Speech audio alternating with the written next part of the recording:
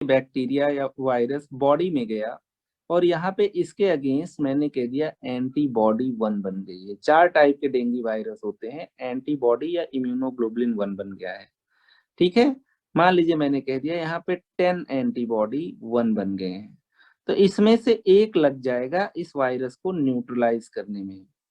ठीक है, तो हम लोगों ने कह दिया वायरस न्यूट्रलाइज्ड। लेकिन बाकी जो यहाँ पे 10 एंटीबॉडीज बनी हैं ये खाली नहीं बैठेंगी, 9 एंटीबॉडीज अभी भी हैं। ये 9 एंटीबॉडीज अटैक कर देंगी आपके किसको किसको, अटैक प्लेटलेट्स को। प्लेटलेट्स को अटैक करेंगे तो हम लोग कह देंगे प्लेटलेट काउंट कम हो जाएंगे, थ्रोम्बोसाइटोपिनिया। तो जब हम लोगों ने बात किया था यहाँ पे थ्रोम्बोसाइटोपिनिया का, इसीलिए क्लिनिकल में फीचर्स में जब देखते थे तो हम लोग कहते थे पेशेंट में ब्लीडिंग टेंडेंसीज बढ़ गई हैं, रैसेस वगैरह बढ़ गए हैं, है ना। इसके आगे हम लोगों ने कह दिया, क्या देखा था कि ये आपके एंडोथीलियम को भी अटैक करेगा। एंडोथीलियम मतलब ब्लड वेसल को। अगर ब्लड वेसल को अटैक किया जाएगा, इस तरीके से ब्लड वेसल है, तो वाटर का लीकेज या इवन ब्लड का लीकेज ज्यादा हो जाएगा। हम लोग कह देते हैं पेशेंट का बीपी कम हो गया, हाइपोटेंशन हो गया। ठीक है, तो यहीं से आप लोग ट्रीटमेंट का भी एक आउटलाइन ले रहे होंगे कि अगर किसी की बॉडी में ब्लड का वॉल्यूम कम हो गया है ना, तो बीपी कम हो जाएगा। तो इसीलिए डेंगू वाले पेशेंट में अगर मुंह से ओरली एक्सेप्ट कर पा रहे हो तो हम लोग क्या देते हैं कि भाई चलो ORS P low, juice P low, है ना। लेकिन अगर ओरली एक्सेप्ट नहीं कर पा रहे होते हैं तो हम लोग कह देते हैं कि अब इनको फ्लूइड दीजिए, प्रिफरेबली रिंगर लैक्टेट। ठीक है, तो इस तरीके से हम लोगों ने कहा कि हमारे दो मेन मैनिफेस्टेशंस हैं, एक प्लेटलेट का कम हो जाना, ब्लीडिंग टेंडेंसीज बढ़ जाना, दूसरा ब्लड वेसल से वाटर का बाहर निकल जाना, जिसकी वजह से हाइपोटेंशन और शॉक, है ना। ये सारी चीजें क्रिटिकल फेज में ज्यादा मैनिफेस्ट करती हैं। मैनिफेस्ट इन क्रिटिकल फेज, ये सब कल पढ़ चुके हैं। मैनिफेस्ट इन क्रिटिकल फेज, अगर रिकवरी हुई तो धीरे धीरे नॉर्मलाइज हो जाएंगे, नहीं रिकवर किया पेशेंट तो दिक्कत है, सीवियर डेंगू में चला जाएगा। कल आप लोगों को बताया गया था कि यहाँ पे कुछ इस तरीके से रैसेस आते हैं जिनको हम लोगों ने कहा था आयल्स इन रेड सी, है ना। तो यहाँ पे आप लोग देख पा रहे हो व्हाइट व्हाइट रेसेस हैं, व्हाइट व्हाइट स्पॉट्स हैं और रेड रेसेस के बीचों बीच, है ना। तो हम लोग कह देते हैं isles of white in sea of red. ठीक है, ये चीज कल आपको बताया गया था। तो डेंगू का मरीज अपनी शक्ल और अपनी बॉडी पे लिखवा के आता है कि इसको डेंगू है। अब यहाँ पे जो सबसे पहला इन्वेस्टिगेशन हम लोग देखना चाहेंगे, complete blood count. Believe me, ये सबसे इंपॉर्टेंट इन्वेस्टिगेशन है।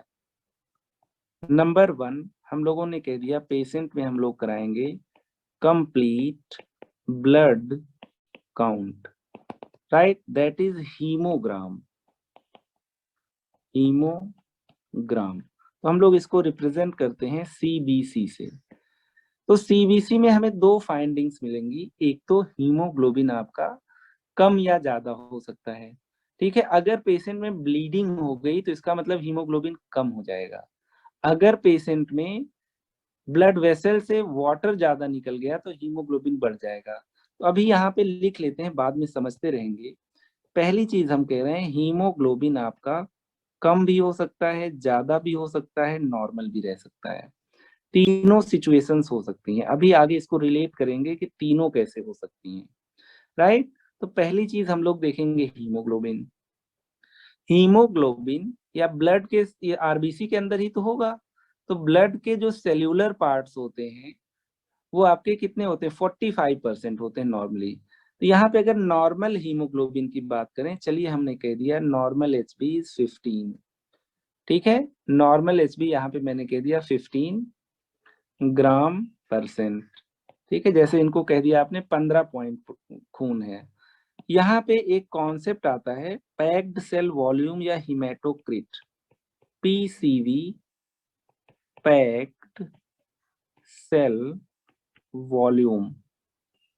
दूसरी चीज हम लोग इसी को कह देते हैं और हिमेटोक्रिट, हिमेटोक्रिट बहुत इंपॉर्टेंट है, ट्रीटमेंट भी ये काफी डिसाइड करेगा। तो हम लोग कहते हैं जाहिर सी बात है हीमोग्लोबिन आरबीसी के अंदर ही होगा, है ना।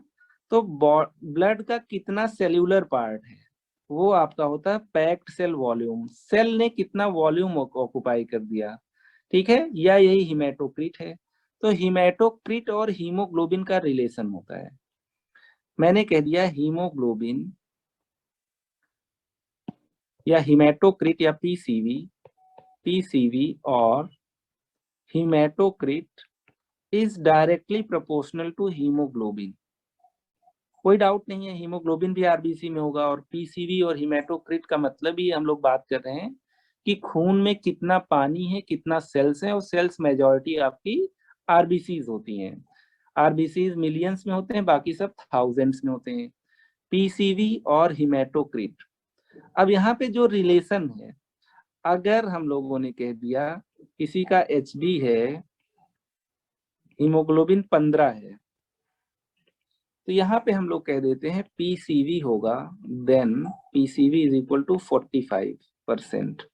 इसका मतलब हीमोग्लोबिन और पीसीवी में कितना क्या रिलेशन है, that is packed cell volume is equal to haemoglobin into 3। ठीक है, बहुत अच्छा रिलेशन है। तो हम लोग कहते हैं यहाँ हम लोग पेशेंट का हीमोग्लोबिन भी देखते रहते हैं, उससे इंपॉर्टेंट है कि हम लोग पेशेंट का हिमेटोक्रिट देखें। अगर किसी की बॉडी में नॉर्मल हिमेटोक्रिट की बात करें तो जो भी हीमोग्लोबिन होगा उसका 3 टाइम्स होगा। हमने कह दिया हमारा हीमोग्लोबिन नॉर्मली कितना होता है, 15 के आसपास होता है लड़कों का, तो पीसीवी आपका होगा 45, ये आपका नॉर्मल है। ठीक है, तो अगर मान लीजिए इफ, एक सिनेरियो ले लेते हैं यहाँ पे, इफ हीमोग्लोबिन किसी का 10 ग्राम परसेंट है, तो यहाँ पे पैक्ड सेल वॉल्यूम और हिमेटोक्रिट कितना होना चाहिए, यहाँ पे पैक्ड सेल वॉल्यूम या हिमेटोक्रिट होना चाहिए आपका 30%। कितना सिंपल है, दैट इज हीमोग्लोबिन इंटू 3। अब देखो डेंगू में हम लोग इतना मेहनत क्यों कर रहे हैं पीसीवी और हिमेटोक्रिट, ये देख लेते हैं। तो हम लोगों ने पहले भी बात किया है और इसके ऊपर भी जस्ट देखा है, अगर मान लीजिए डेंगू के पेशेंट में हीमोग्लोबिन या हिमेटोक्रिट बढ़ने लगे, इसका मतलब हीमो कंसंट्रेशन हो रहा है, ब्लड वेसल्स ज्यादा अटैक हो चुकी हैं, है ना, एंटीबॉडीज से। यहाँ पे मैंने कह दिया एक ब्लड वेसल है ये, इस तरीके से।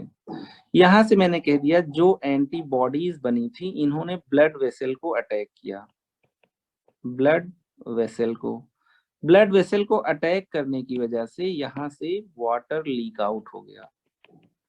ठीक है, आगे चल के देखेंगे वाटर कहाँ जाएगा, ये वाटर लीक आउट हो गया।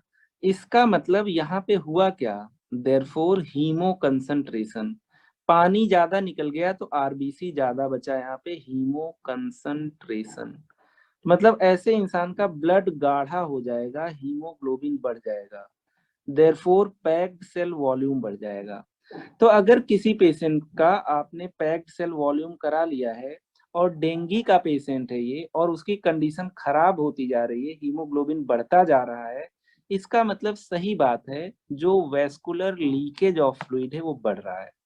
ठीक है, तो यहाँ पे मैं यही लिखवाना चाह रहा हूँ, due to vascular leakage,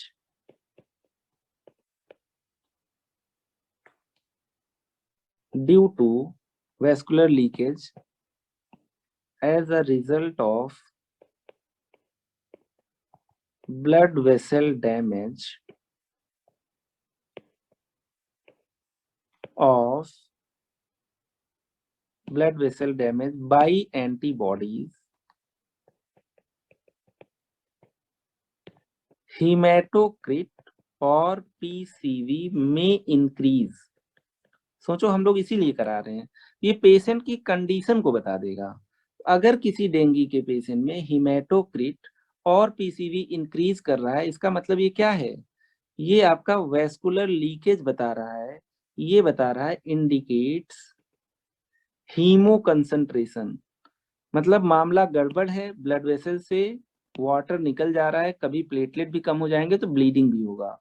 indicates haemo concentration, concentration bad sign in dengue. तो जब हम लोग पेशेंट को बोतल चढ़ा रहे होते हैं तो हम लोग इसका बार बार हीमेटोक्रिट देखते रहते हैं कि घट रहा है कि बढ़ रहा है। तो अभी तक तो हम लोग केवल प्लेटलेट की बात कर रहे थे, लेकिन यहाँ पे प्लेटलेट से पहले ही हम लोगों ने देख लिया है कि पेशेंट का पीसीवी पैक्ड सेल वॉल्यूम या हीमेटोक्रिट कम हो रहा है कि ज्यादा हो रहा है। तो अक्सर हम लोग कहते हैं डेंगू के केसेस में हीमोग्लोबिन या पैक्ड सेल वॉल्यूम बढ़ता है क्योंकि वाटर निकल जाता है, जो यहाँ बचते हैं वो केवल आरबीसीज और सेल्स बचती हैं। तो इसका मतलब percentage of cells packed cell volume या हिमेटोक्रिट इंक्रीज कर जाता है। ठीक है, तो यहाँ पे हीमोग्लोबिन बढ़ने का मतलब ये नहीं कि पेशेंट ठीक हो रहा है, पेशेंट और गड़बड़ हो रहा है। यहाँ पे हम लोग कहते हैं rise in haematocrit is poor prognostic sign. तो पैक्ड सेल वॉल्यूम या हिमेटोक्रिट यहाँ पे इंक्रीज करता है। ठीक है, इंक्रीज करने का मतलब ग्रेटर देन 45 हो सकता है अगर हीमोग्लोबिन उसका 15 है, राइट। तो चलिए पैक्ड सेल वॉल्यूम की भी दोबारा बात करेंगे। फिर यहाँ पे बात किए लेते हैं, तीसरी चीज हम लोग देखेंगे पेशेंट में प्लेटलेट्स सी। यही तो हम लोग अभी ऊपर डिस्कस भी किए हैं। डेंगू का मतलब ये है कि प्लेटलेट्स आपके क्या हो जाएंगे, कम हो जाएंगे, रेड्यूस्ड।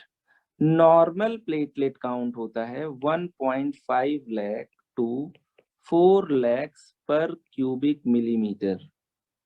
ठीक है, ये नॉर्मल प्लेटलेट्स होते हैं। यहाँ पे प्लेटलेट्स कम हो जाते हैं तो हम लोग कह देते हैं इसी को डेंगू में थ्रोम्बोसाइटोपिनिया, थ्रोम्बोसाइटोपिनिया। तो जो प्लेटलेट्स होते हैं वो 1.5 लाख से कम हो जाते हैं। ठीक है, तो यहाँ पे प्लेटलेट्स रेड्यूस्ड होंगे, हीमोग्लोबिन या हिमेटोक्रिट आपका कम ज्यादा हो सकता है, लेकिन ज्यादातर हम कंसर्न हैं हिमेटोक्रिट के बढ़ जाने से। ठीक है, अगर हिमेटोक्रिट बढ़ रहा है इसका मतलब वेस्कुलर लीकेज बढ़ रहा है, अगर प्लेटलेट कम हो रहे हैं तो इसका मतलब है प्लेटलेट्स को एंटीबॉडीज ज्यादा डिस्ट्रॉय कर रही हैं। यहाँ पे जो कुछ पढ़ते हैं उसका इंपॉर्टेंस लिख लेना बहुत जरूरी है। यहाँ पे इन्फ्रेंस, ये सब पढ़ने का मतलब क्या निकला, जो एंटीबॉडीज बनी हुई हैं वो प्लेटलेट को अटैक की और यहाँ पे प्लेटलेट्स कम हो गए, हमने कह दिया थ्रोम्बोसाइटोपिनिया, और इन्होंने ही एंडोथीलियम को अटैक किया, एंडोथीलियम को, और जिसकी वजह से क्या हो गया, पीसीवी और हिमेटोक्रिट आपका इंक्रीज कर गया। ठीक है, तो ये दो चीजों को हम लोग ट्रीटमेंट में मॉनिटर करते हैं। हम चाहते हैं कि प्लेटलेट बढ़े, हम चाहते हैं कि हिमेटोक्रिट या हीमोग्लोबिन कम हो। ठीक है, आगे चल के जब ट्रीटमेंट पढ़ेंगे तो देखेंगे हिमेटोक्रिट ट्रीटमेंट को कैसे डिसाइड करता है। ठीक है, ये बहुत डीप चीज है, और डेंगू का ट्रीटमेंट पूरा का पूरा प्लेटलेट और हिमेटोक्रिट लेवल पे बेस्ड होता है। अब तुम लोग समझ गए होंगे कि हिमेटोक्रिट या पैक्ड सेल वॉल्यूम का क्या इंपॉर्टेंस है। एग्जाम्पल मैं यहाँ पे ले लेता हूँ, कोई डेंगू का पेशेंट है और मैंने कह दिया हीमोग्लोबिन इनका 8 ग्राम% है, तो इनका नॉर्मल एक्सपेक्टेड पीसीवी कितना होगा, एक्सपेक्टेड पीसीवी या हिमेटोक्रिट कितना होगा, 8 × 3 इज इक्वल टू 24%। बट मान लो ये डेंगू का पेशेंट है, बट इफ तुमने पीसीवी कराया, पीसीवी इज 40%, होना कितना चाहिए था, 24। इसका मतलब पीसीवी हीमोग्लोबिन के कंपैरिजन में ज्यादा है।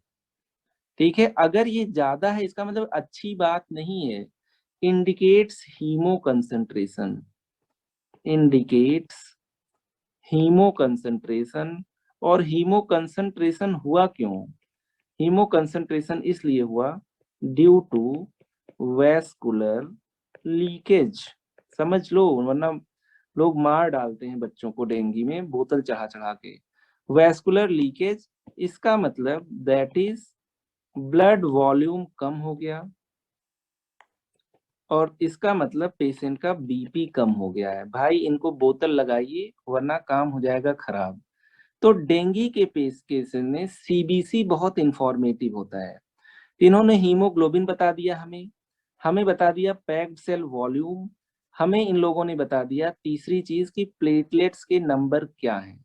हम लोगों ने बेसिक्स में भी देख लिया था कि यहाँ पे दो ही चीज से हमारा कंसर्न है, एक हमारे प्लेटलेट्स हो गए, एक हमारा एंडोथीलियम हो गया। प्लेटलेट्स से की वजह से, कमी की वजह से थ्रोम्बोसाइटोपिनिया, और यहाँ पे हाइपोटेंशन या बीपी का कम होना।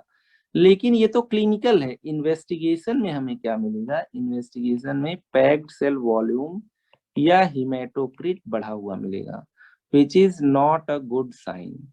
ठीक है, तो सीबीसी के लिए अभी फिलहाल इतना ही। ठीक है, जब ट्रीटमेंट पढ़ेंगे तो इसमें डिफरेंट केस सिनेरियोज देखेंगे कि प्लेटलेट इतना कम हो गया, पीसीवी इतना ज्यादा हो गया, कब इसको ब्लड चढ़ा दें, कब इसको बोतल चढ़ा दें, कब बोतल ना चढ़ाएं। ठीक है, कब इसको बचा पाएंगे, कब नहीं बचा पाएंगे, कब क्रिस्टलॉइड दें, कब कोलॉइड दें, ये सब देखेंगे। ये बहुत ही सिंपल था लेकिन थोड़ा सा डेप्थ थी इसमें। और आगे आइए सेकेंड इन्वेस्टिगेशन की बात करें। अब हम लोग कहेंगे कि यहाँ पे हम लोग एंटीजेन देखेंगे, एन एंटीबॉडी। इसी को हम लोग कह देते हैं सीरोलॉजी। सीरम की स्टडी करते हैं और यहाँ पे देखेंगे कि कितने एंटीजन हैं, कितने एंटीबॉडीज हैं, क्या लेवल है उनका। तो सेकंड हम लोग कह देते हैं डेंगी सीरोलॉजी। सीरोलॉजी, ठीक है, मतलब हम लोग पेशेंट के सीरम में चेक करेंगे, ठीक है, कि यहाँ पे एंटीजन और एंटीबॉडीज कैसे हैं।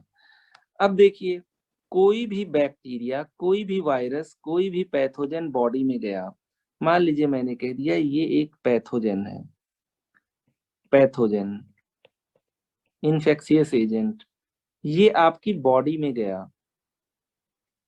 तो बॉडी इसके अगेंस्ट फिर वही वाला कॉन्सेप्ट है, बॉडी क्या बनाएगी? एंटीबॉडीज बनाएगी। बॉडी ने प्रिपेयर किया 100 एंटीबॉडीज।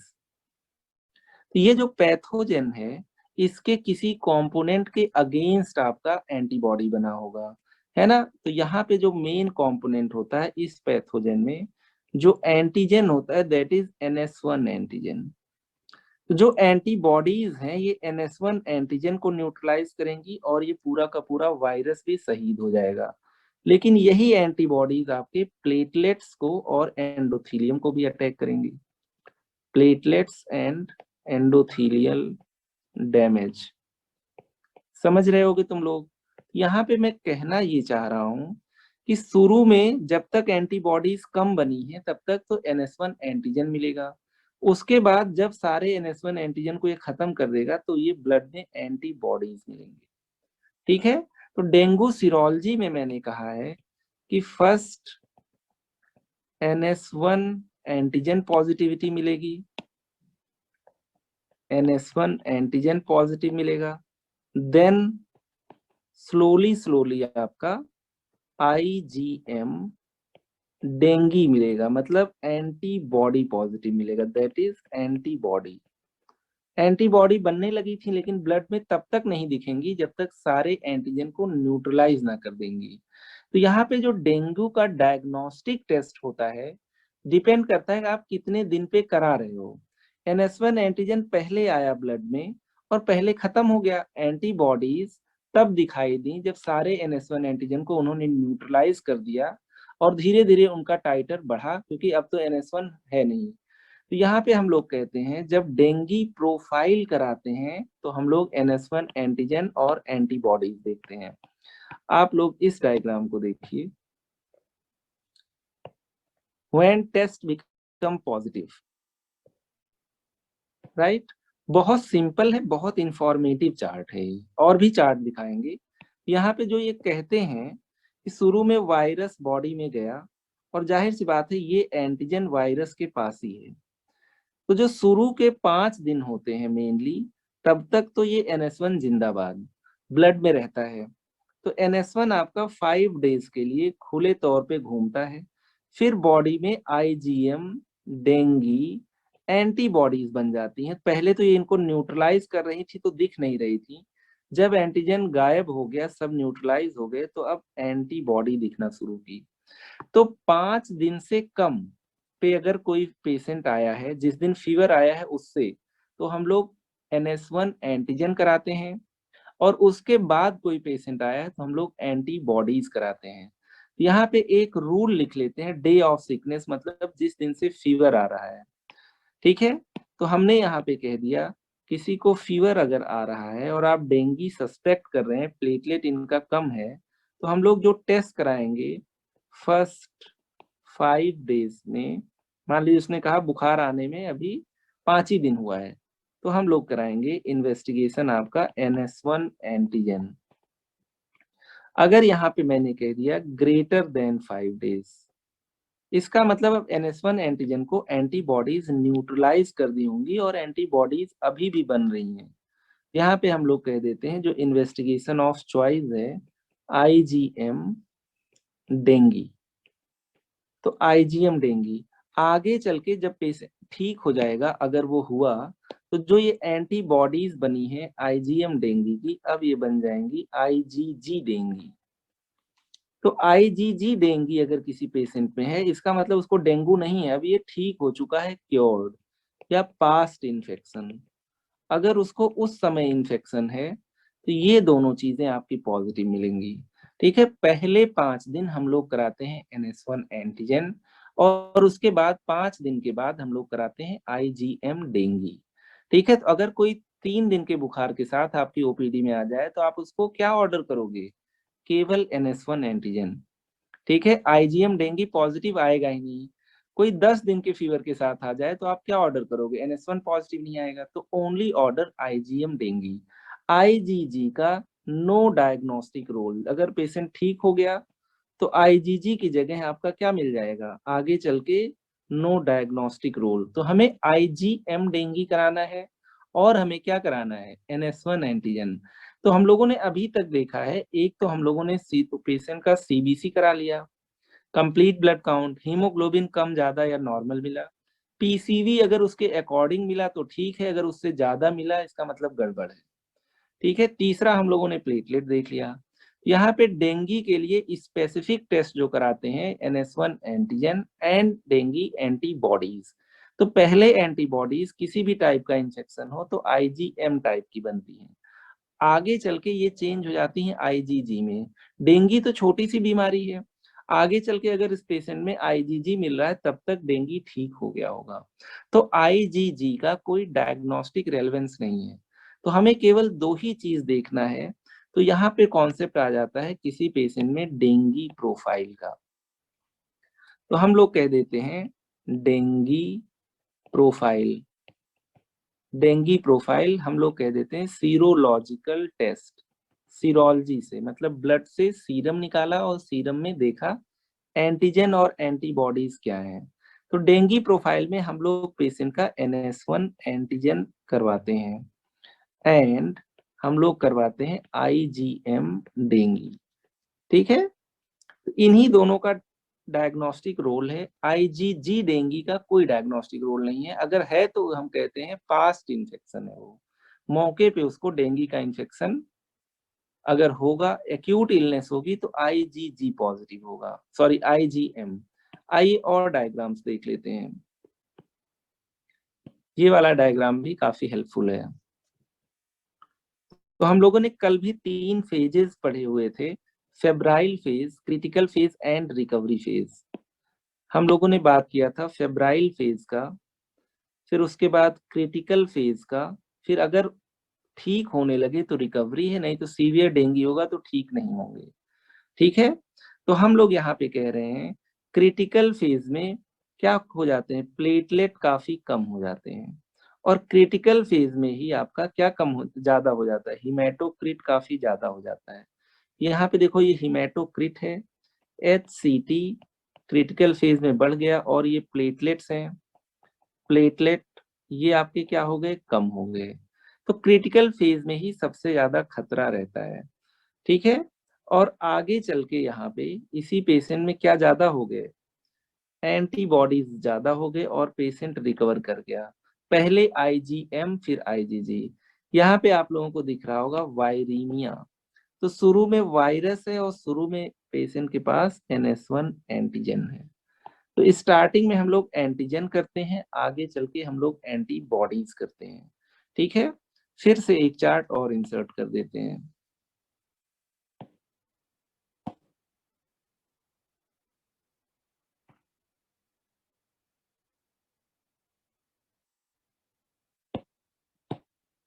राइट, तो यहाँ पे हम लोग देख रहे हैं ऑनसेट ऑफ इलनेस। आज इन भाई साहब को क्या हुआ, फीवर आना स्टार्ट हुआ। ठीक है, इसके 4 से 5 दिन, हमने कह दिया अप टू 5 डेज। यहाँ पे एंटीजन अभी बचा होगा, हम लोग आइसोलेट कर सकते हैं। और ये एंटीजन जो हम लोग देखते हैं, this is NS1 antigen up to 5 days. ठीक है, इसके पहले एंटीबॉडी डिटेक्शन के चांसेस कम है। अगर मान लो यही पेशेंट और ज्यादा 8 दिन पे आया हुआ है, अब NS1 एंटीजन को एंटीबॉडीज फुली न्यूट्रलाइज कर दी होंगी, अब ये ब्लड में मिलेंगे ही नहीं। और आइए एक चार्ट देखते हैं।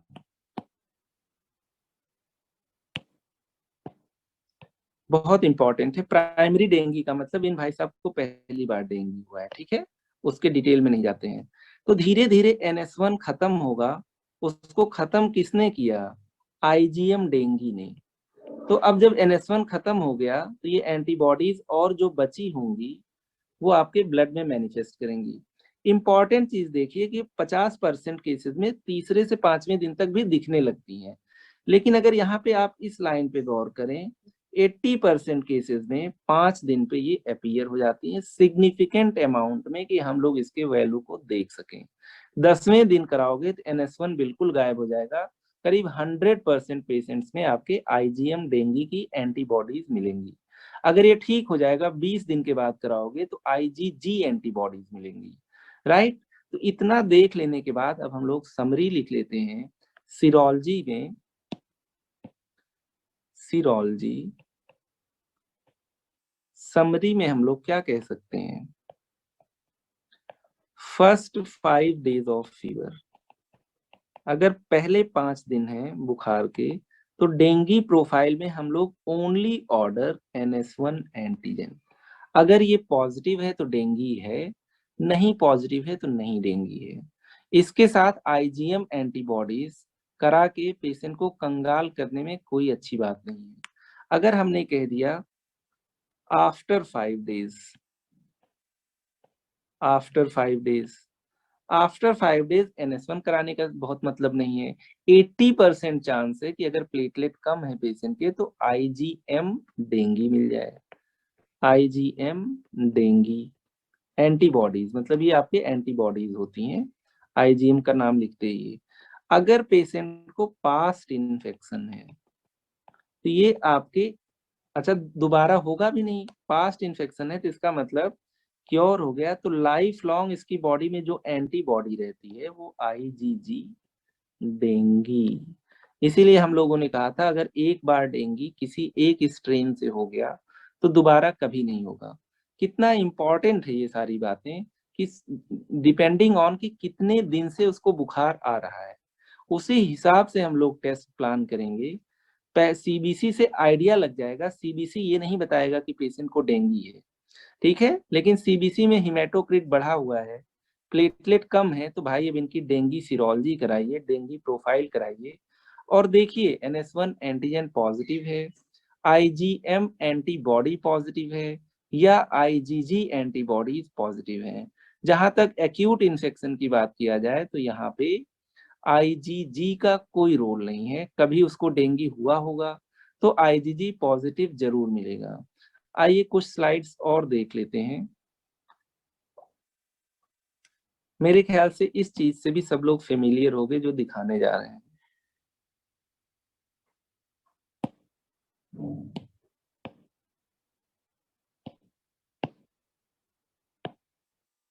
ठीक है, यहाँ पे एक और टेस्ट करते हैं,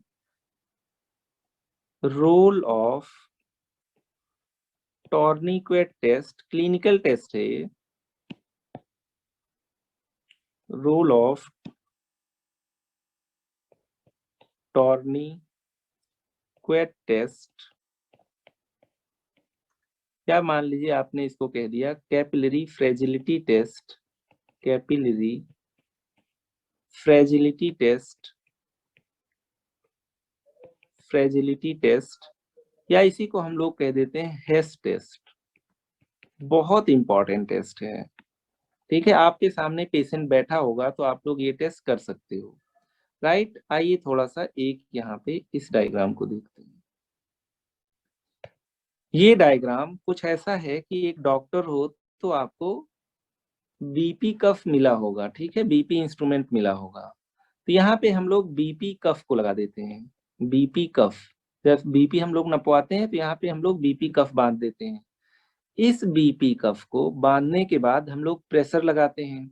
तो यहाँ पे मान लीजिए किसी का बीपी, एग्जाम्पल ले लीजिए, किसी का बीपी है 120/80। इसका मतलब लगभग यहाँ पे आपका 100 मिड वैल्यू है, मिड वैल्यू, ठीक है। तो इस तरीके से हम लोग 5 मिनट्स के लिए बीपी कफ को सिस्टोलिक और डायस्टोलिक बीपी के बीच में छोड़ देते हैं। तो अगर यहाँ पे इनकी कैपिलरीज, ब्लड वेसल्स रप्चर करने के चांसेस होंगे, अगर प्रेशर ज्यादा बढ़ जाएगा तो रप्चर होंगे, यहाँ पे बनेंगे पेटिकी and purpura.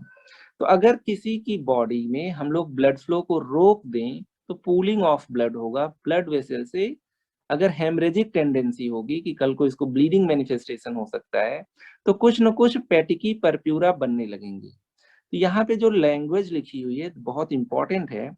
Tourniquet test is performed by inflating blood pressure cuff to a point midway between the systolic and diastolic pressures for 5 minutes, ठीक है। अगर यहाँ पे मान लीजिए मैंने बीपी कफ बांध दिया है, 5 मिनट के लिए 100 mm पे इन्फ्लेट कर दिया। तो अगर यहाँ पे पेटिकी और परप्यूरा बन जाए, ठीक है, अगर 10 पेटिकी से ज्यादा बन जाए 1 इंच स्क्वायर में, इसका मतलब ये भाई साहब ब्लीड करेंगे। अगर 20 पेटिकी बन जाए तो हम लोग कहते हैं जरूर ब्लीड करेगा, प्लेटलेट वगैरह इसके बगल में लाके रख दो। तो यहाँ पे टॉर्निक्वेट टेस्ट या हेस टेस्ट करके हम लोग देखते हैं कि पेशेंट में डेंगी हेमरेजिक फीवर या डेंगी शॉक सिंड्रोम होने के कितने चांस हैं। जब हो जाएगा तब थोड़ी ना प्रिपेयर कर पाओगे, जब तक प्लेटलेट एफएफपी सबका इंतजाम करोगे तब तक शायद बहुत लेट हो जाए, ठीक है। तो यहाँ पे हम लोग एक और फिगर को एनलार्ज कर लेते हैं, ठीक है। तो यहाँ पे हम लोग कह रहे हैं क्लिनिकल डायग्नोस्टिक मेथड है। क्लिनिकली हम लोग कैसे देखेंगे कि पेशेंट में हेमरेजिक ब्लीडिंग टेंडेंसीज हैं कि नहीं है। तो हम लोग यहाँ पे हेस टेस्ट कराते हैं, कफ को इन्फ्लेट कर देंगे mid point of systolic and diastolic. फिर से वही एग्जांपल ले लेते हैं मिड पॉइंट का एग्जांपल, किसी का बीपी 120/80 है। तो यहाँ पे 100 mm पे बीपी कफ को 5 मिनट के लिए इन्फ्लेटेड रखेंगे और फिर ऑब्जर्व करेंगे 1 इंच स्क्वायर में कितने पेटिकी हैं। सिंपल है, ठीक है। अगर यहाँ पे ब्लीडिंग के टेंडेंसीज होंगे तो अगर हम लोग टॉर्निक्वेट या बीपी कफ बांध दिए तो खून का दौड़ा रुक जाएगा, ऊपर नहीं जा पाएगा ब्लड, तो कैपिलरी में ब्लड भर जाएगा, कुछ ना कुछ प्रेशर इंक्रीज होगा और वहां पे अगर ब्लीडिंग टेंडेंसीज होंगे तो ये रैसेस जो यहाँ पे मिलते हैं ब्लीडिंग ही बताते हैं स्किन के, तो पेटिकी परप्यूरा मिलने स्टार्ट हो जाएंगे। तो यहाँ पे एक क्लिनिकल टेस्ट होता है जिसको हम लोग टॉर्निक्वेट टेस्ट, हेस टेस्ट के नाम से जानते हैं, क्लिनिकली इसको कर सकते हैं। यहाँ पे देखिए वही चीज यहाँ डिस्क्राइब करना चाह रहे हैं। यहाँ पे मान लीजिए हमने 100 mm ऑफ मरकरी से 5 मिनट तक बीपी कफ लगा के छोड़ दिया और 1 इंच स्क्वायर में अगर यहाँ पे हम लोगों ने पेटिकी देखा और ये पेटिकी आपके 20 से ज्यादा मिल जाते हैं, मतलब ये डेफिनेटली ब्लीड करेगा, ठीक है। अगर 10 से ज्यादा मिलते हैं कि हो सकता है ब्लीड करे। तो बहुत ही इंपॉर्टेंट टेस्ट है, वाइवा वगैरह में भी काफी पूछा जाता है। सिस्टोलिक और डायस्टोलिक के बीच में 5 मिनट तक इन्फ्लेट कर देंगे। अगर 20 पेटिकी पर इंच स्क्वायर से ज्यादा मिलेंगे मतलब भाई रेडी रहो, कभी भी ब्लीड करेगा, ब्लड की जरूरत पड़ सकती है। या हो सकता है प्लेटलेट चढ़ाने की जरूरत पड़ जाए। यहाँ पे अगर टॉर्निक्वेट टेस्ट और हेस टेस्ट की बात करें तो हम लोगों ने सिंपली यही कहा है, BP cuff inflated midway of systolic blood pressure and diastolic blood pressure। ठीक है, एग्जाम्पल मैंने कह दिया 100 mmHg तक 5 मिनट के लिए छोड़ दिया। कितने देर के लिए? 5 मिनट के लिए। फिर उसके बाद देखोगे number of petechiae in 1 inch square. ठीक है, 1 इंच में हम लोग देखेंगे कि कितने पेटिकी हैं। ठीक है, 1 इंच स्क्वायर।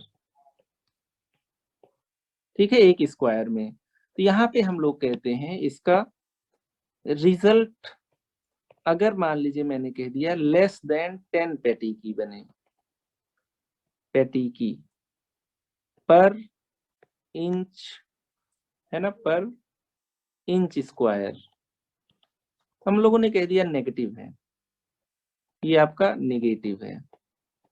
ठीक है, ब्लीडिंग टेंडेंसी इतनी भी नहीं है।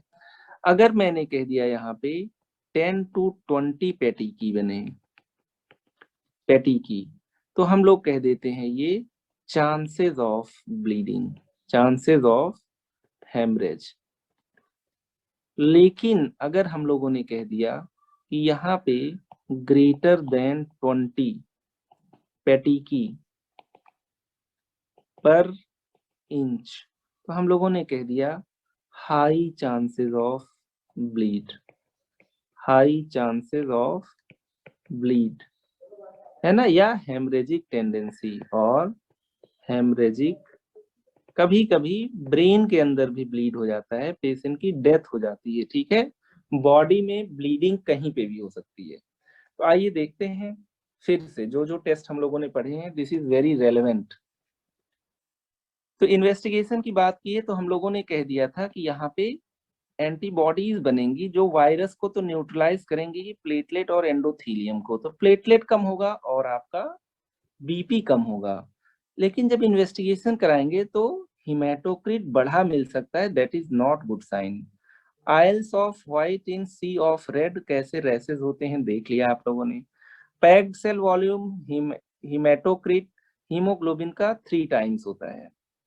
फिर यहाँ पे आप लोगों ने देख लिया हीमो कंसंट्रेशन होना बुरी बात है, हमें पेशेंट को फ्लूइड देना पड़ेगा। प्लेटलेट कम हो गए।